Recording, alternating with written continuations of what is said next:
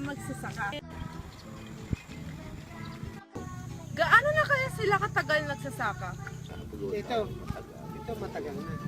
Kaya ako nasa mga 30 taon na ako magsasaka. Nasa palong 40. Oo, mga 30 years na ako. Ano kaya ang masasabi nila tungkol sa ekonomiya ng bansa? Mga may puhunan, may pagkasenso yan. Pero sa katulad namin mga magsasaka, wala pa. Paano nga, di ba magbibigay ng subsidy sa mga magsasaka? Minsan hindi nakukuha. Nakukuha ng mga opisyal sa gobyerno. Wala rin. Bibigyan ko ng binyo, nakapula ko.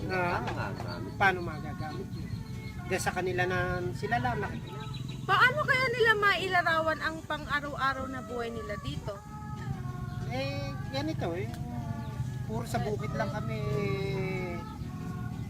napupunta, yung gano'n, yung pag-aano namin sa mga bukid. Ano ang kaya nilang gawin at dapat gawin?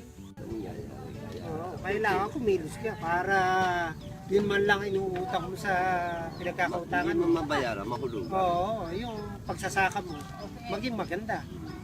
Para ano mo sa pinagkakautangan mo. Mabalikwas. Oo, maibalikwas mo.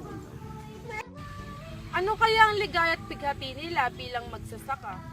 Ang hirap sa pagsasaka, marami kang kalaban. Sa pagtatanim mo, namamatay sa katulad ng mga suso. Maraming gamit ang kailangan mo na puro gastos. Tapos naman, sa pag-aani naman, minsan natataw ka sa umuulan. Masisira palay mo, mura na bibili. Nababaha. Kung palay mo, hindi mo may dira, dapat nga umuulan. Umuulan. Tutubo yan. Tutubo. Itim. Kaya ka lang naman siguro aasenso diyan. Kuwari, nabenta, meron ka mapaparte. Yun naman ang makukuha mo riyan. Party ka para bigas. Yun lang. Paano kaya nila pinapalakas sa sarili nila pag may problema?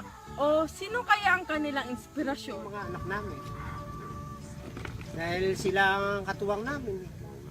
Tapos katulad niyan, pag kami nagsasaka, di siyempre yung pagsasaka namin na yan para rin doon sa mga anak namin nag-aaral. Pinamumuhay namin sa mga anak namin. Yun lang ang lakas na Kanimay di biro, maghapong nagayuko, di man lang